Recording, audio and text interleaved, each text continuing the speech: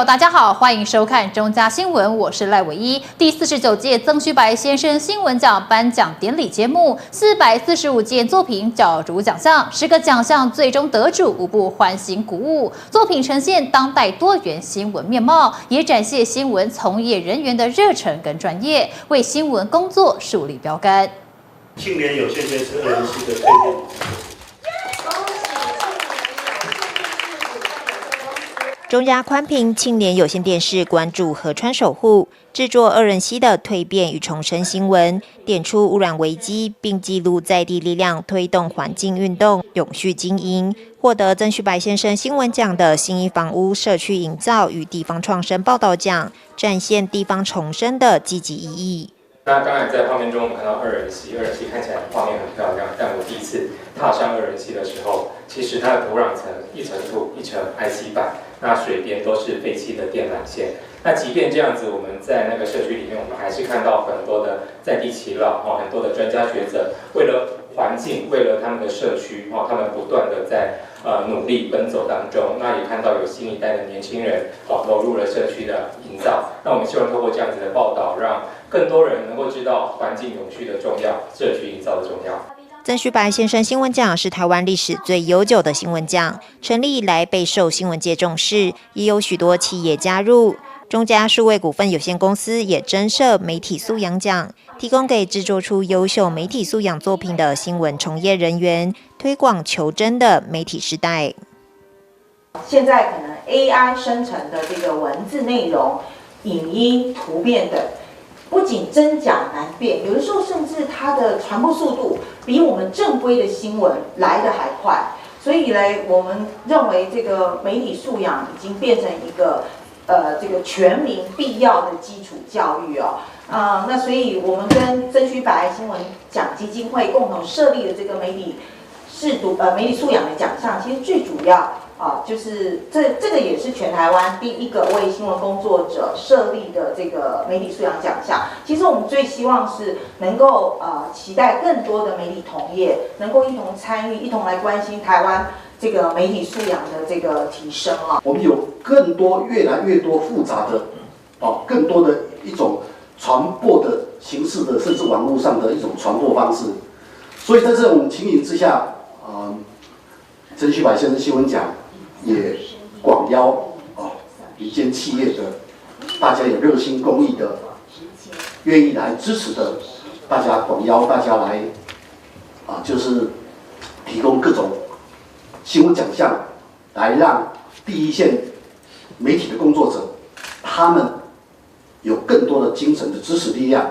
那今年我们收到了作品非常多，就是每一年都是创新高。我看了一下，我们有收到445件的作品，那入围总共只有38件，所以竞争是非常的激烈。那每年我都会把这些作品留来当我的教材。然后在座有一些是我教过的学生，然后我们不仅在学校学习这些优秀的作品的技巧，然后我们也看着优秀记者的身影，然后学习大家认真工作的态度，得到非常好的启发。素有台湾新闻界普利兹奖美誉的曾虚白先生新闻奖，最初设立的公共服务报道奖，阐扬媒体作为社会公器的基本要素，并持维护公共利益，对社会产生正面影响力。参赛作品也呈现当代多元新闻面貌，协助读者解读复杂的新闻议题，读懂大环境的趋势与影响。记者翁允俊台北报道。桃园市新兴国际中小学校庆运动会，让同学们化身来自世界5大洲32国的代表，以展现文化特色的方式，创意进场为学校庆生，让校庆宛如小型联合国嘉年华般热闹缤纷。跟着镜头一块来看看。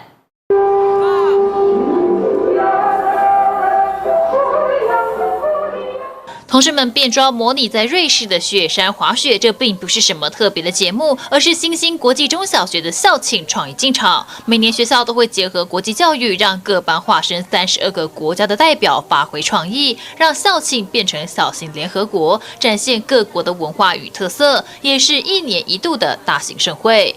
因为我们从10月份开始包括整个万圣节、未来的圣诞节，还有包括复活节等等等，包括过年的时候发给小朋友外币的压岁钱，就是整个活动的一部分。那这个10月份的运动会呢，是首先每一个班要抽一个国家。那每一个班呢，要根据这个国家的特色去发想，所以把他们的音乐啦、舞蹈啦、文化、经济、地理等等等，都把它融合在一起。我想这是一个最好的，从活动教学当中让国际化生根，从小让孩子就有那种国际观，就有国际视野，把那个种子呢埋在他的心里。除了以国家特色文化跟服装的展现，还有班级把历史融入，展现了红山山脉蓄奴之眠，还有美国黑人民权运动马丁路德金恩的经典演讲。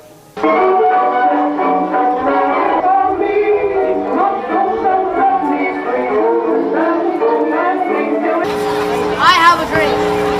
All the children will judge by the color of their skin. 另外还可以看到小朋友化身韩国女团大跳 Queen Card 猛翻全场。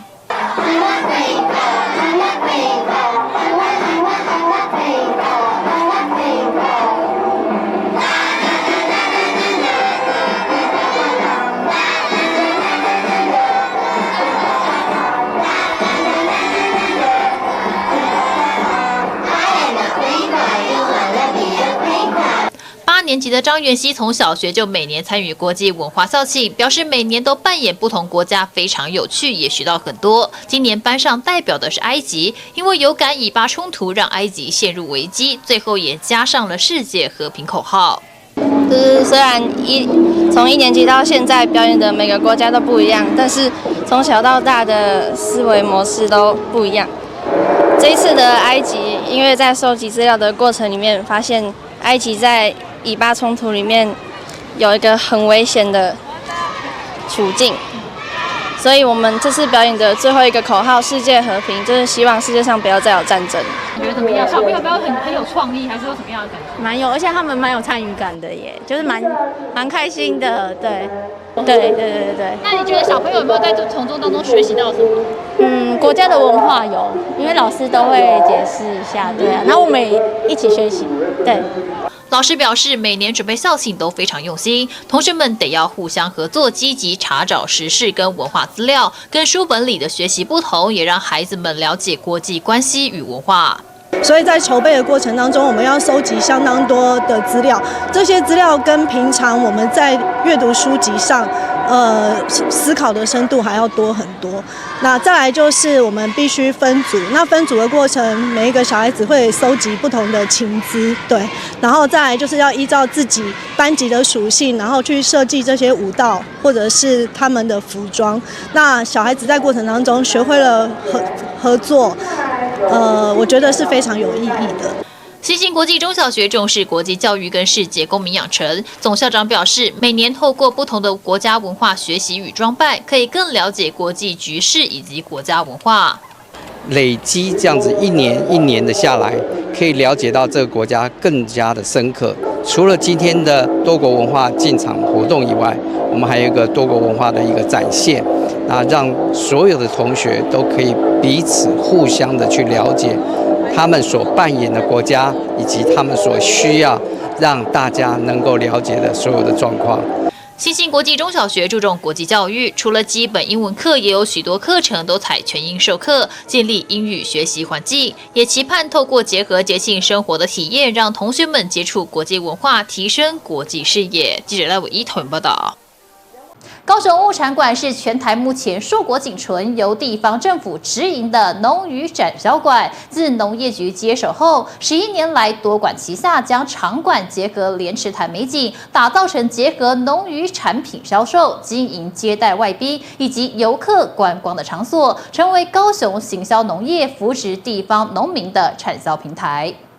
外县市的人来到高雄，光看外观可能猜不出来，这座高大中式传统建筑竟是高雄物产馆。走过疫情，加上电商时代冲击，各县市有许多物产馆纷纷黯淡收场，而高雄物产馆屹立不摇，是全台为数不多至今仍是地方政府直营的物产馆。10多年前，农业局多番考量尝试，决定与经营业者签订长期合约，也成为重点的第一步。我们希望征求这个有长期经营打算的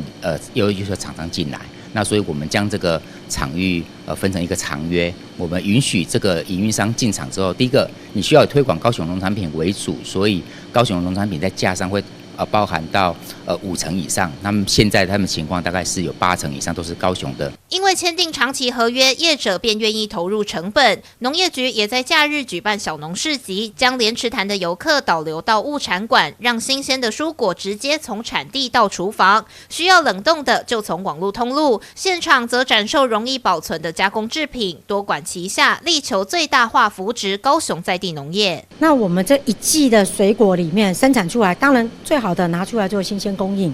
那新鲜供应吃不完怎么办？于是开始做我们的果醋、酵素、酿酒、陈年醋，然后甚至做果干或者加工，那我们的农民在整个产业会升级。所以在高雄物产馆，你可以看到我们的各区农民的这一系列产品去来上架，因为你目前看到的产品可能不及我们高雄的产品的1/10、1/20，所以采取轮流性或者是季节性的上架模式。除了展售中心，物产馆其他地方也有餐厅与接待外宾的空间，加上一旁的莲池潭休憩区，兼具休闲与国际交流。有了多功能场域，高雄优质的农产品就能适时出场。农业局也推出了高雄物产馆限定贩售的综合伴手礼礼盒，作为城市特色亮点。它是城市级的一个推展农产品的中心，所以高雄市最近我们开发高雄城市伴手礼的高雄贺礼，我们就让高雄物产馆是独卖，好像是我们在架上展售的这一些，就能够综合几个城市特点的伴手，馈赠外宾、国际交流以及重要贵宾的时候的一些自赠的礼盒，我们也希望把它打造成城市的伴手。物产馆的潜力不可限量，也是地方政府注重的行销重点。高雄物产馆一年最低的保底利润就至少2000万，以扶持业者、栽培农民、合作农会和适度分润的方式，创造共同目标，希望市民和观光客都能玩得尽兴，促进地方利益长期的欣欣向荣。记者周福庆、李凡飞高雄报道。根据卫生福利部公布，2022年国人10大死因，心脏疾病排名第2，仅次于癌症，成为国人不能忽视的健康照顾疾病。其中，心脏衰竭不只是指心脏停止运作，也有可能是心脏无法将血液跟氧气送到全身。因此，只有透过药物治疗跟症状的监控，才能提升病人生活品质。奇美医院经过近年来努力，也获得美国心脏学会照顾心衰竭特优银奖。奇美医院实证医学暨医疗政策中心主任，同时也是心脏血管内科的医师廖家德表示，心脏衰竭是一种高复发、高住院与高死亡率的疾病。奇美医院从2017年成立心脏功能强化治疗团队，并参与美国心脏学会最新实证临床指南计划，帮助奇美心衰竭团队将经过验证的知识与准则用于日常生活，不止大幅缩短心脏衰竭病人平均的住院天数，而且3个月内在住院几率也大幅降低。住院天数的部分，我们目前从原本将近超过10天，我们缩短到6天左右，缩短的天数将近快要50%。那么我们在3个月的在住院率，我们从33.3%，我们目前下降到9%。那至少跟在医学中心的一个平均数相比，我们都明显的好上很多。那相对的，我们这个绝对值的下降的3个月在住院率，我们也下降了24.3%的一个%。这个比例非常不容易啊，因为心脏衰竭目前有4大支柱的一个药物治疗，那包含了就是几个关于就是肾素的一个抑制剂或者一型神经的阻断剂，还有一个排糖药这样子药物的使用。那在这样药物的4种的自助的药物使用底下，目前的治疗指引是建议这一类的病人越早把药开满，对于他们的预后，不论是住院天数、死亡率或者再住院率，都有一个明显的改善。所以我们遵循这样子的一个治疗指引，我们一起来看着病人的用药，然后如果有病人漏了我们可能就是整个团队会互相提醒，让病人可以使用标准用药的一个比例可以增加。有了这项治疗指引与品质改善计划，奇美医院同时荣获美国心脏学会心衰竭特优银奖。成果发表会当中，同时也与美国心脏学会远距视讯，有了心衰竭品质认证，不但帮助医疗照护系统的提升，也让病人与照护团队合作，提升生活品质与治疗的遵从性。记者林根台南报道。肺脏移植手术是外科高难度手术之一，全国仅100例。不止捐赠前的筛选配对都不易达成，肺脏跟支气管连结，长期跟外界空气接触，术后感染风险不低。新北市中和区双和医院日前成功完成首例的肺脏移植手术，患者涂小姐也在医疗团队举办的庆生会上献上重获新生的感谢。谢谢院长，谢谢郭部长，谢谢所有照顾护士跟医生。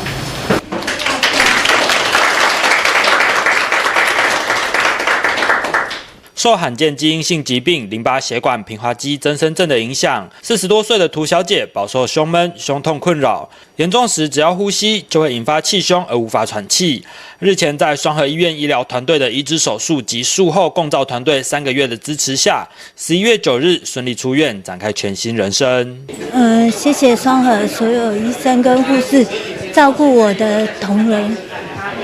还有医疗团队。然后捐赠者，感谢，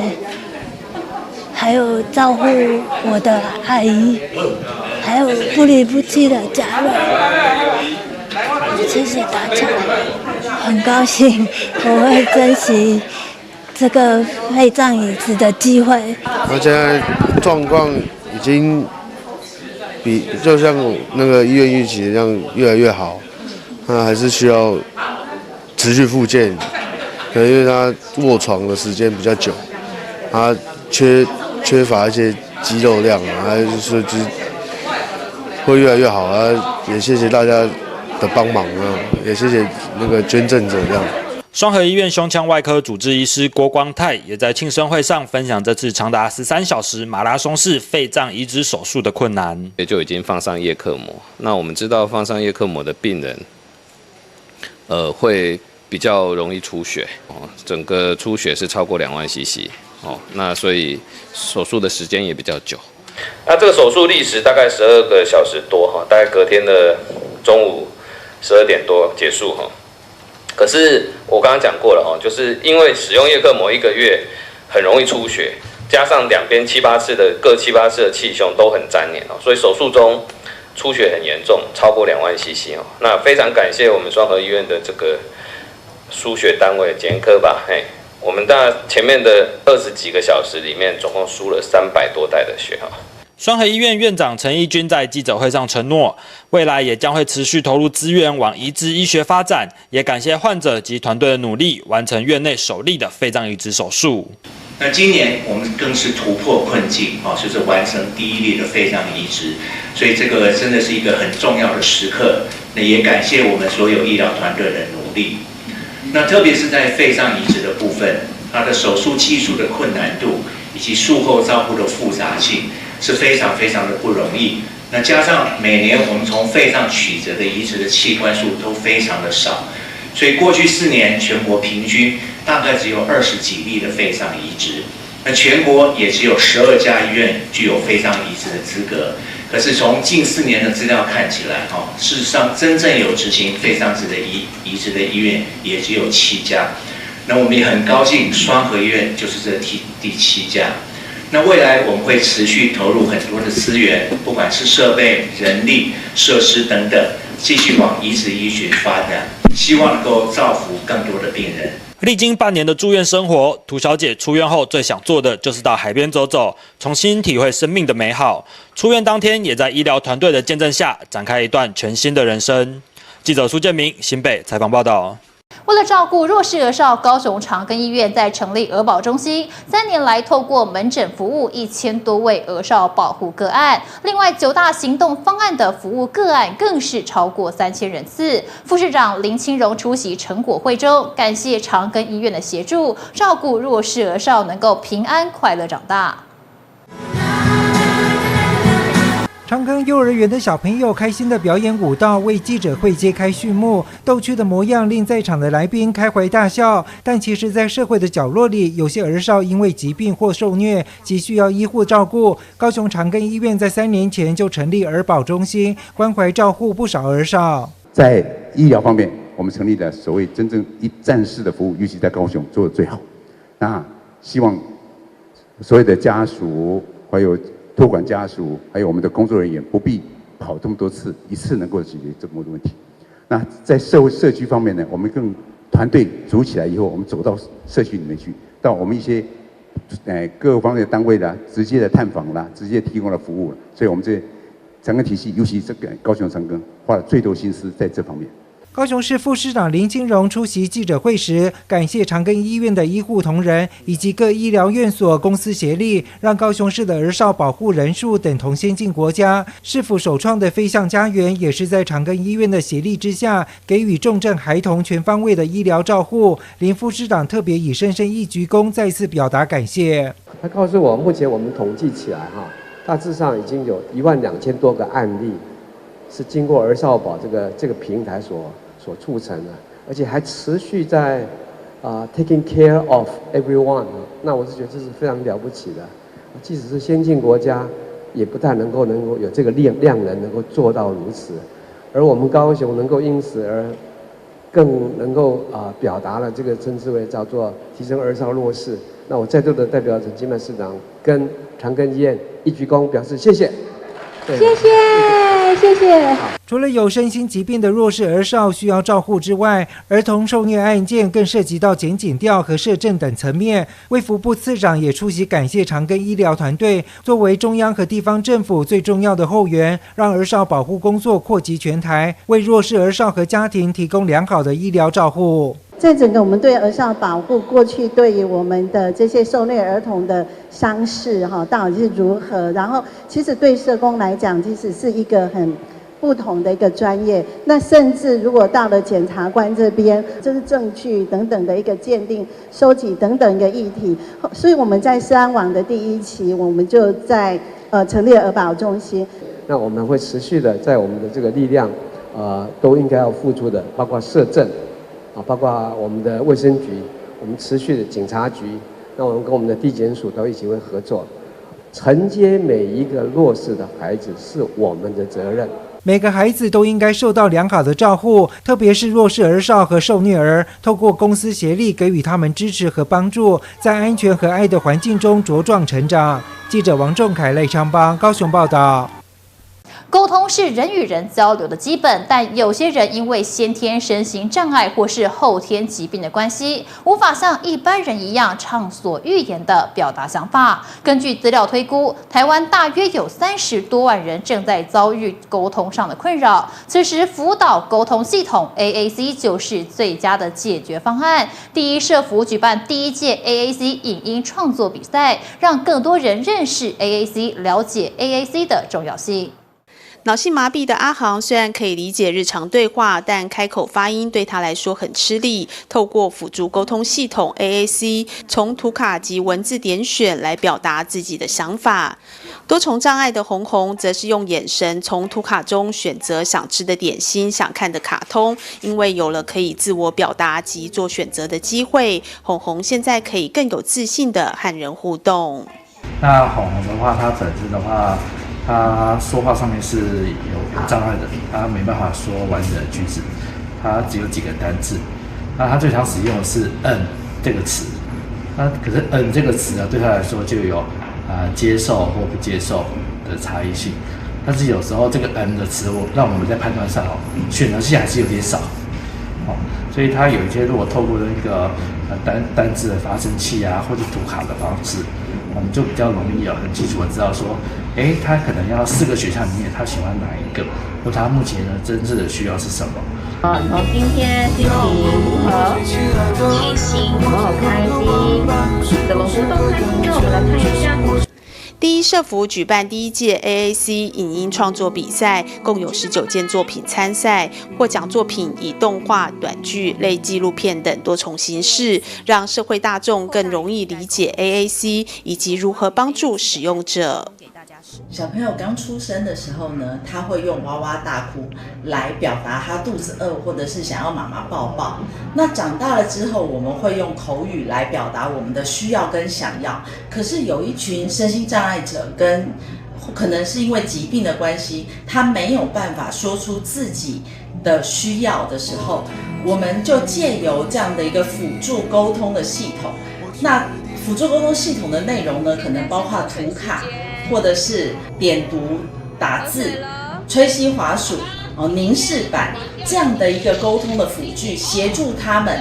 把自己的想要跟需要说出来，让他们获得跟外界沟通互动跟社会参与的机会。那我们也很感谢呢，今天我们办了一个这样子的一个 AAC 沟通平台，然后影片介绍的颁奖典礼，让社会大众更加的了解，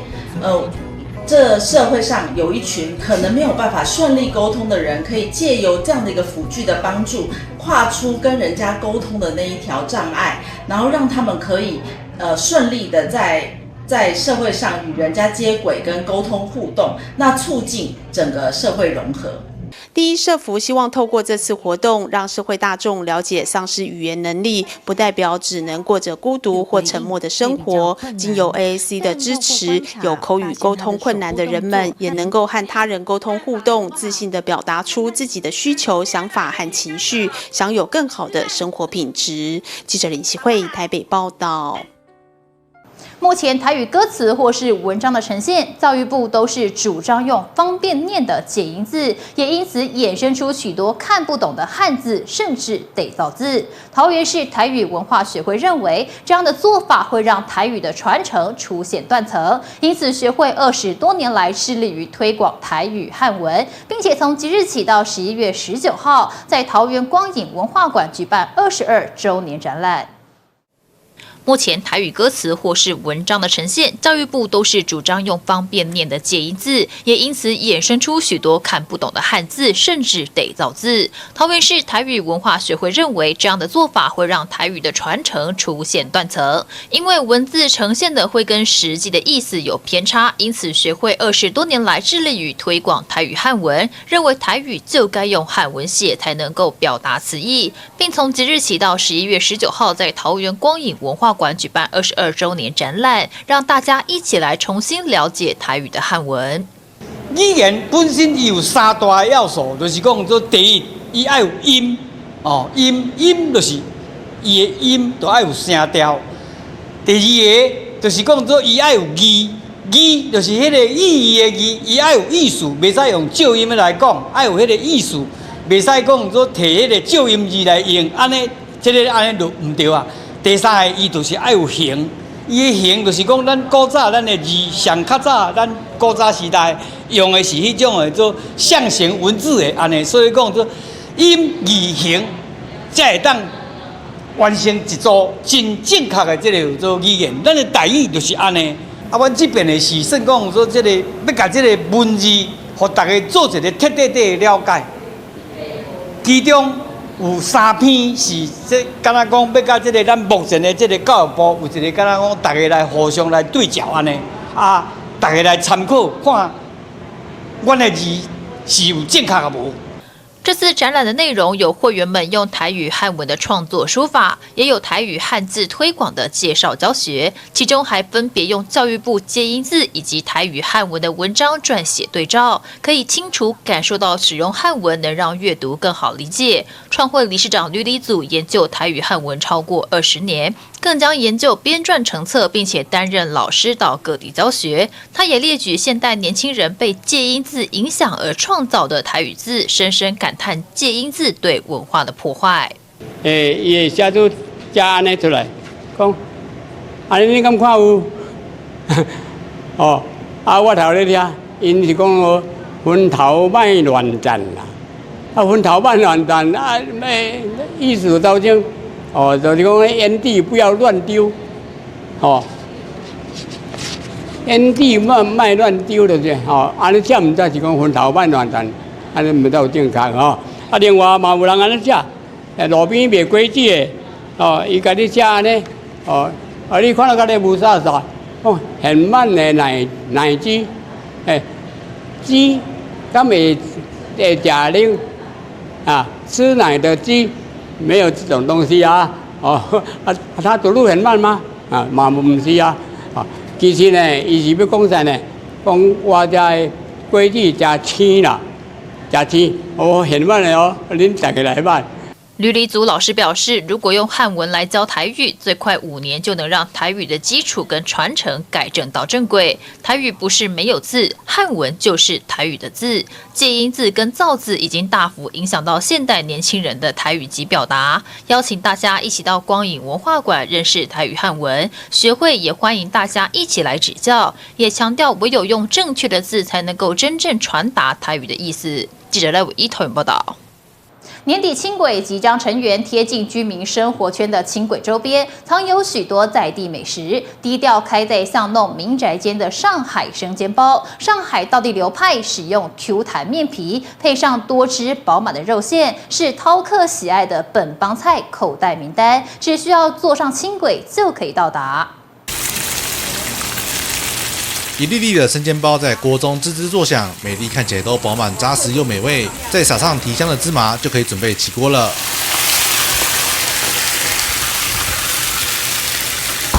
这家餐馆坐落在鼓山区公所的轻轨旁，低调藏身在整排透天民宅间。不同以往我们常吃到的港式薄皮，而是更重视口感，使用了厚 Q 的面皮，内馅与汤汁也是毫不马虎，呈现给客人满满的道地上海味。我们的味道哈，你别吃出来感觉皮很厚。就是我们故意要皮厚的，皮厚才是我们上海的口味。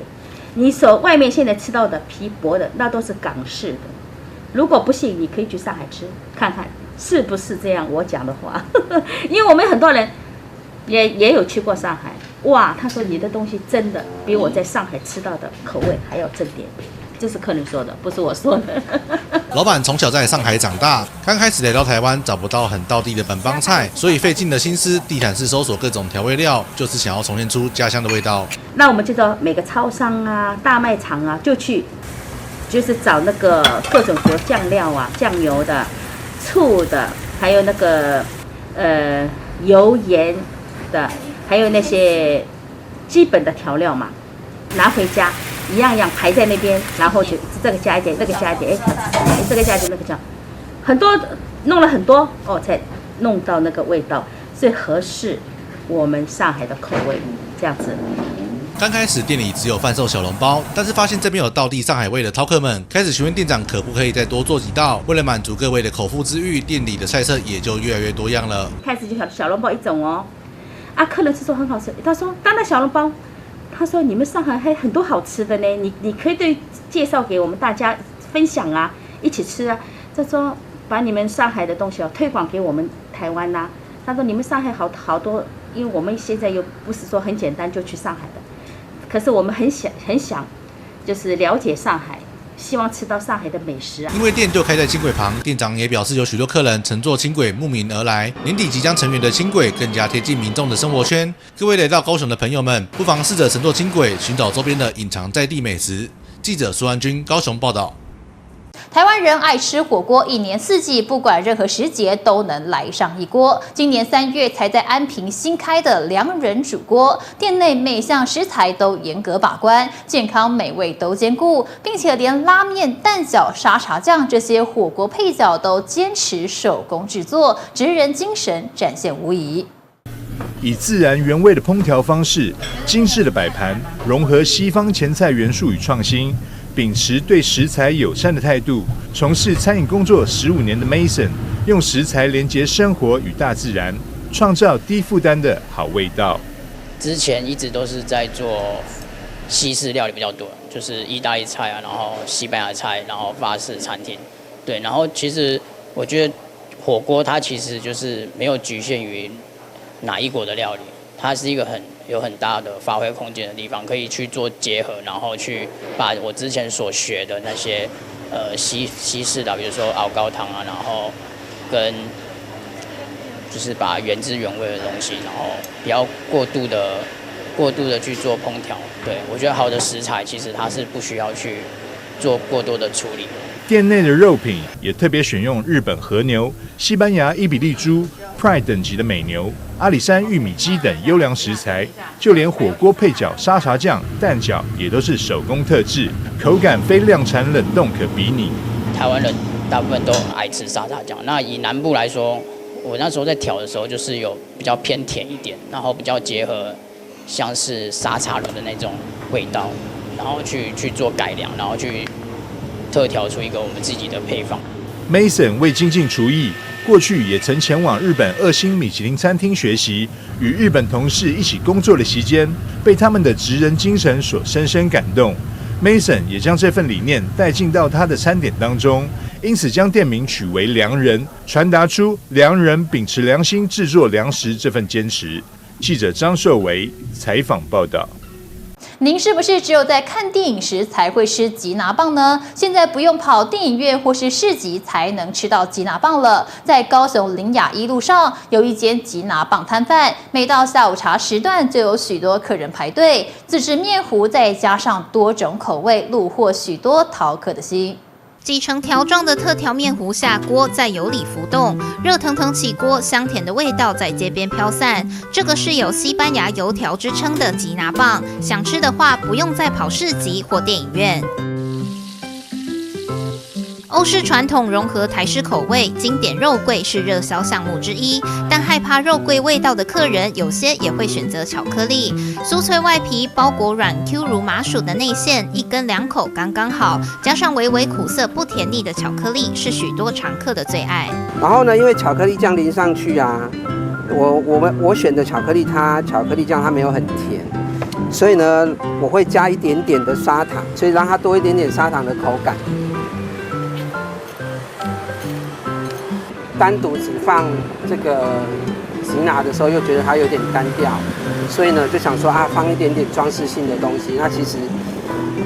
棉花糖其实还蛮搭的，而且它热的时候它会融化，它还会有拉丝的效果。老板不马虎，仔细分层淋酱，确保每一根吉拿棒都能沾好沾满。老板和老板娘原先经营无国界料理店，如今转行炸起异国小吃吉拿棒，希望做出美味又轻松入口的点心，融合台湾与西班牙的道地口味，让西班牙来的客人也称赞。我们的面糊都是自己调，就是找到一个最适合的面粉，然后我们都是前一天制作，因为要冰一个晚上，当天做的时候炸下去就会发得比较漂亮。那因为我们每一天都换油，然后我们也用的是比较好的油，那客人会觉得说，吃起来就是外脆内软，然后就算冷掉也是很好吃。我们也有客人带他的西班牙的朋友来吃，说是吃起来就是像他们家里面自己做的。摊位附近就是市府行政中心和学校，老板表示曾经在1天内光是团客订单就能卖掉100多份，也会跟随节庆推出不同的巧思。用料单纯、外观精致的吉拿棒小点人气满分，成为下午茶时光的最佳凉拌。记者吴家伟、李凡飞高雄报道。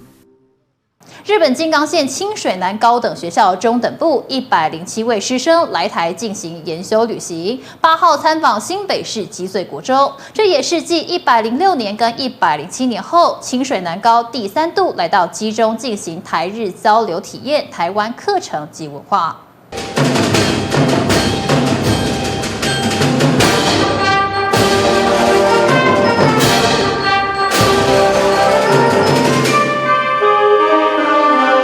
由积穗国小管乐团带来动人的音乐，欢迎这一群从日本静冈县远道而来的清水南高校国中部同学。积穗国中和清水南高校在5年前就开始有过校际交流，彼此都曾经互访。清水南高校在106及107年都曾经到基中交流，前几年受新冠疫情影响而暂停，直到今年疫情解封，再次有107位师生前来。积穗国中校长张国正表示，借这个机会，积穗国中的同学能够和年纪相仿的外国同学交流，不管在语言或是文化上，都能更有国际观。透过这样子的交流，也让孩子能够学习到，更进一步的认识日本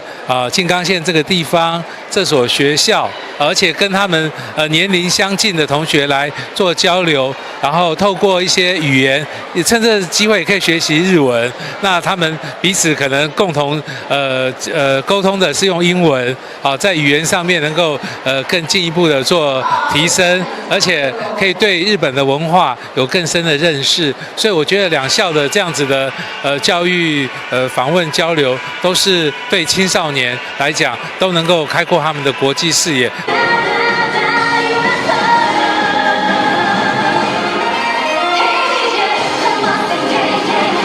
除了音乐表演以外，积穗国中的同学还准备了舞蹈表演表达热烈的欢迎之情。而清水南的学生则是穿上浴衣，教基中的同学们跳卡通樱桃小丸子里的祭典舞。因为静冈县是樱桃小丸子的故乡，透过这个方式让彼此认识对方的文化。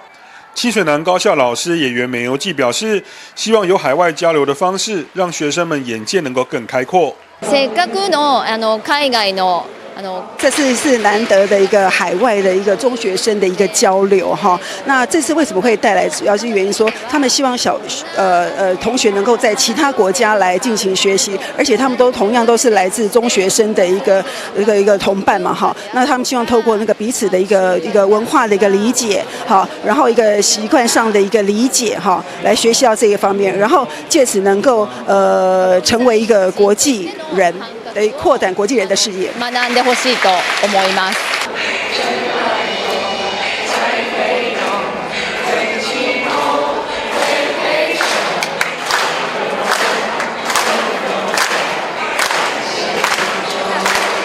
欢迎会的最后，清水南高校的同学还带来了华语歌曲《朋友》送给基穗国中的同学们，现场气氛相当温馨。校方也安排了入班学习活动，让日本学生体验制作台式料理以及品尝珍珠奶茶。而台日两校也分别互赠纪念品，充分展现台日友好。记者赵世渊新北采访报道。桃园市幸福国中跆拳道队队员郑胜耀熬过先前的迷茫跟低潮期，在今年入选国手代表，不仅是学校第一位跆拳道国手，日前他参加2023亚洲少年跆拳道品试锦标赛，首场国际赛事就跟同伴们一起摘下男子团体组金牌，为国争光，更为校争光。跆拳道队教练们也期盼他能够传承这些技术跟经验给学弟妹，帮助团队更上一层楼。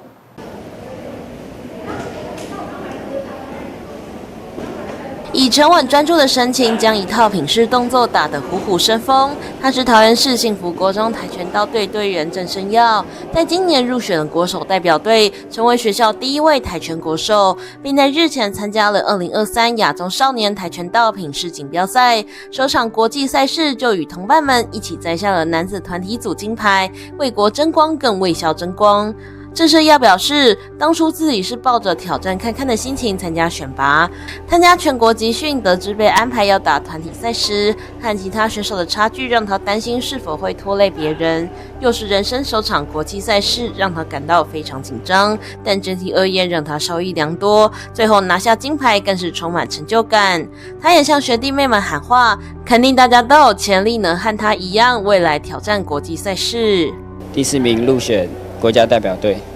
蛮有机会蛮大的，所以我就拼拼看。对，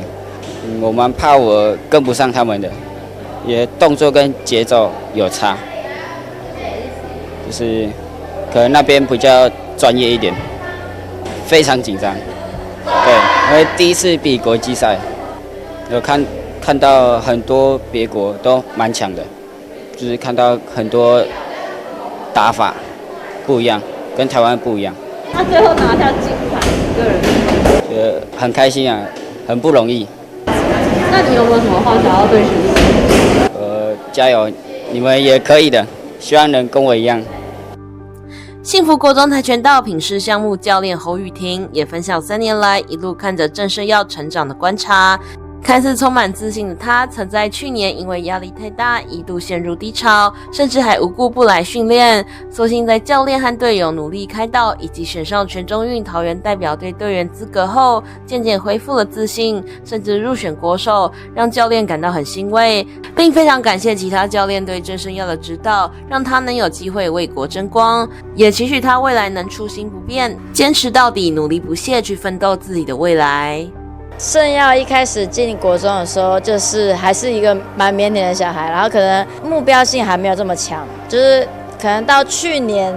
年底的时候，一度想要，可能教练给的压力有点太大了，然后就是给他设的目标，可能就是要选到全中运加上全青之类的目标，让他一度想要逃避练习，但是后来选上桃园市全中运代表队之后，有开始慢慢的调整回来，然后再就是得名之后，然后又选上全青，然后再就是国手选拔也是一样选上，然后让他的自信度增加，然后让他的实力也增加了。他训练的时候对自己的要求是蛮高的，因为我们会一直鼓励他。当他就是有时候没有自信的时候，可能低潮期的时候，就要用鼓励的方式，然后他就会比较有自信一点。就是希望初心不变，然后不要再逃避练习。自己的未来要自己掌控，自己没办法知道你未来是可以达到什么样的高度，就是努力跟坚持就对了。学校除了第一位国手代表，幸福国中校长庄文凯也在先前朝会上邀请郑胜耀向全校师生分享自己的心路历程，希望这段特别的经历能勉励他与其他同学们，勇于踏出舒适圈，挑战更高的殿堂，让自己更上一层楼。我们也利用这一次我们的郑胜耀同学去国外参加比赛回来，也跟我们学生做了分享。他里面分享到2点哦，这个我觉得很棒。第一个，因为他们参加的是团体品试，那团体品试呢，跟我一起比赛的这个队友，其实不是我自己学校的队友，所以他们前面必须经过一些磨合训练。那在这一块呢，郑胜耀同学他就有讲，他说他从前面刚开始的紧张，然后到后面可以跟他的队友搭配得非常的好。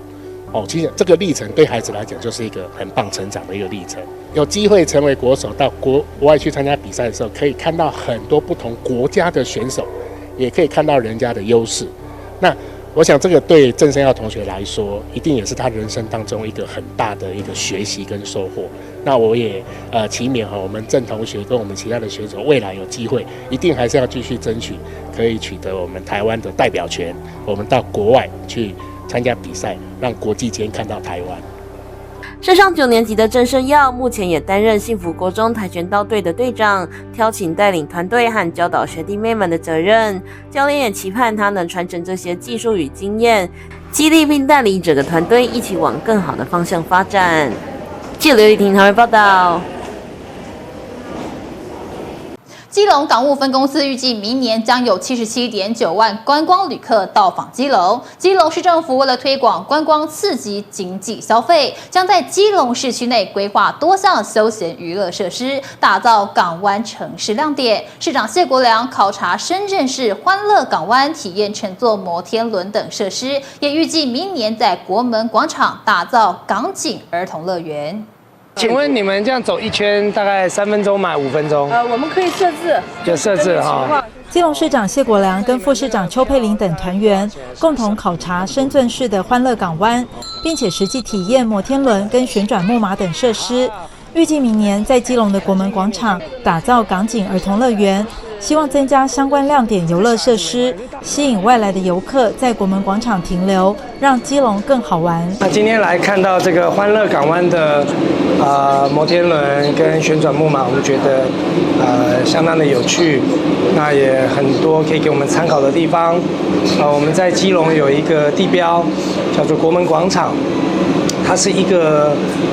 距离港湾很近，但是目前是很空旷的一个广场。那我们预计在明年度有一个港景儿童乐园的活动计划。那这个活动计划是在这个国门广场放置一些就是游具设备。那游具设备可以是一座旋转木马，也可以是一座海盗船，或者一座我们现在身处的这个摩天轮。当然没有办法像这个摩天轮这么大，所以这个是我们预定的计划。现在这笔预算也正在议会审议当中。那等到明年度的这个活动是移动式的，办完后，我们就会参考明年度的经验，